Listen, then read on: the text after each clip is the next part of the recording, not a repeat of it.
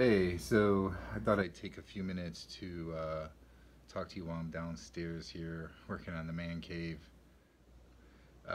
First of all, if you celebrated Thanksgiving, I hope you had a great Thanksgiving. If you didn't, I still hope that the weekend went well for you. I hope that you got to do some healthy food options, especially if you do Thanksgiving. Um, I know a lot of people, it's tough because they're not the only people in the house, and other people in the house are not eating a carnivore or a low carb diet like they are. I'm one of those people, and it makes it kind of interesting because, um, other people are going to eat whatever they're going to eat. They're going to eat all kinds of sides and desserts and so forth. So, I have to try and um, just try and stay away from those types of foods as much as possible and stick with my carnivore diet. So it makes it a little bit of a challenge, and I think I did pretty well with Thanksgiving. Um, it's just the start of the holiday season, though. Really, here, right? We've got it's almost December. We got Christmas and New Year's, and it's a time period that a lot of people will go and eat a lot of sweets, sugar and just a lot of food, right? It's there's like going to be like a lot of like holiday parties with friends and family and stuff like that, and you have to navigate trying to eat properly and eat healthy. So that's always an interesting thing. We'll see how it goes. For me, I say that I just got to take it day by day and do the best that I can do. And hopefully I do well. And if there's times that I don't eat very well, then okay, I messed up, and the next day I just need to get back to it, or later that day I need just to get back to the way I eat, and treat it as a way of life and not really a diet, and try and stick with it as much as possible. This is always the hardest time of year for that kind of thing because so many people just eat a very unhealthy diet, and there's a lot more gatherings and so forth. So, there's a lot of that to think about. In obviously, if you're in a household that you're by yourself or you're with somebody else or a couple other people, and you're all low carb or carnivore or whatever, it makes it a lot easier. You still might have times that you're going to be visiting, family or friends that aren't eating the same way, so that could be a little bit of a struggle for you. But at least hopefully at home, it's not going to be a struggle for you. And I know it will be somewhat for me. Hopefully it won't be too bad. But I know some of the people, they're looking forward to making Christmas cookies and stuff like that, right?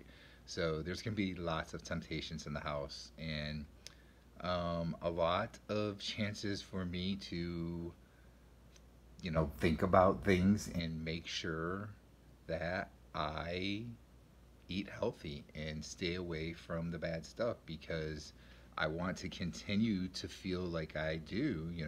I've had so many good health benefits and so forth from this that I just want to continue to feel great from eating this way. And, when you go off the deep end, or even if you don't go off the deep end, you just have a few bad things. Um, it can totally change how you feel. You can start feeling sore again and so forth, and just not feeling well. So, you know, it's that's going to be one of the key pieces I think for it, is knowing that if I eat healthy, I won't have those issues. I think it's a good idea to have an accountability partner. I've talked about this before in past videos, especially this time of year. An accountability partner can be very good for keeping yourself on track and just accountable, right? You know that you've got to talk to your accountability partner about what you've ate and so forth, or how things are going, and it's going to help you to be more accountable and, you know, not cheat as much or at all, even, hopefully. So accountability partner, I think, is a pretty important person to have, especially this time of year. Um, all right, so another thing I wanted to talk to you about really quick is a little bit of an update to the man cave. So you can see here, I've got a new entertainment center, and it has a built-in electric fireplace to it. So that's pretty cool. So wife and I put this together a few days back, and it just adds to the experience down here at this point. So still a lot of work to go down here, but that's a um, new addition to the man cave. One other thing I want to talk about today. I've seen some posts like on social media and some people talking about this, about somebody that had done a test with Oreo cookies, and Dr. Sean Baker talked about this too just in the last day or so. So essentially, someone, I think this was a doctor, had their cholesterol checked, their LDL number. Let me see, I believe if I look here, their LDL was 384. So they had a 384 LDL number. For the next 2 weeks, they ate a dozen Oreo cookies every day in their diet, but everything else they kept the same. So they still ate the same with other foods and so forth. 2 weeks later, when they checked, their LDL was down to 232. So it was 152 points lower. And the question here is, okay, LDL makes your, or Oreo cookies make your LDL go down. This is interesting because I think any nutritionist, any medical doctor will tell you that Oreo cookies are not very healthy for you and probably are going to add to chances of heart disease and so forth, right? But in this case, from this test that this doctor did, it appears that it caused his LDL to go lower. He said that he didn't change anything else that he ate and so forth. He did all the same things, and the only difference was eating a dozen Oreo cookies every day for that 2 week period.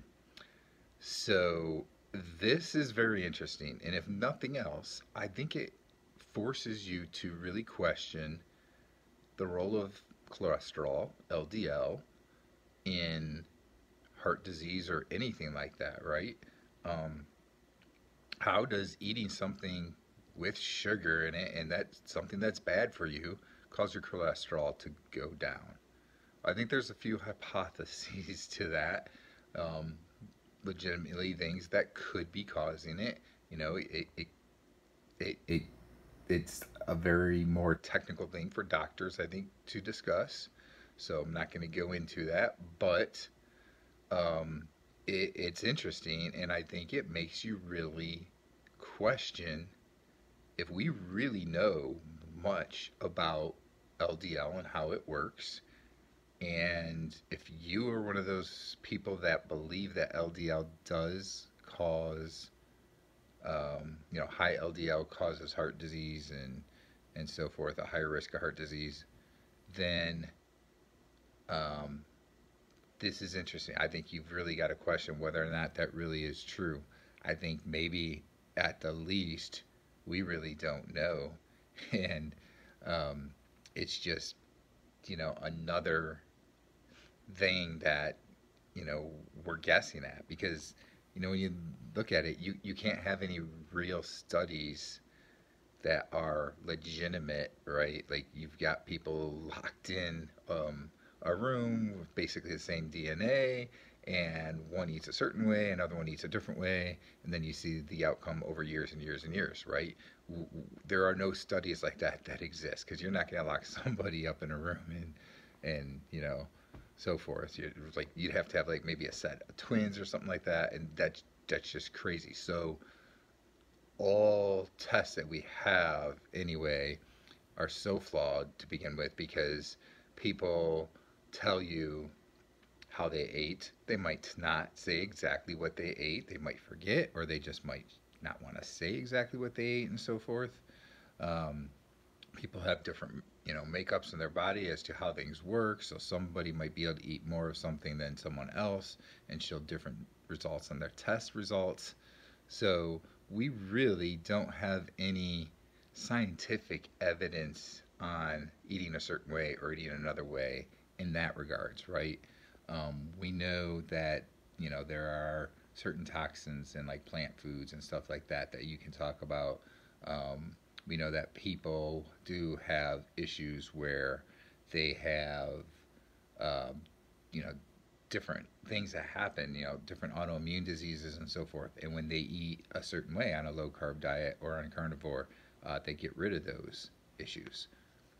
So, we know that that happens, but there's just no, 100% evidence scientifically that this is the way to do it or whatever. So you have to kind of look at all the things that are out there and go with what you think is best for you. For me, I've looked at things and I know how I feel. I know how my blood work has looked, and I know how I feel, and how I've, fixed so many health issues with eating this way that I'm going to stick with the carnivore diet, and I believe that that's the way to go. Um, so for me, that's the decision I have made. And, like I've said before, I think that I have really um, helped a lot of health issues. I don't have the afib episodes anymore that I used to have. I don't have arthritis and back pain and joint pain and so many different things that I used to have. So um, that's where I'm at with it. And, I'm not a firm believer at all on LDL causing heart disease. I really uh, think that it's a non issue. I think that if anything, cholesterol actually helps your body. I think that it's actually there trying to help fight inflammation, and it's there to provide for other basic needs and so forth in your body. So those are my thoughts on it.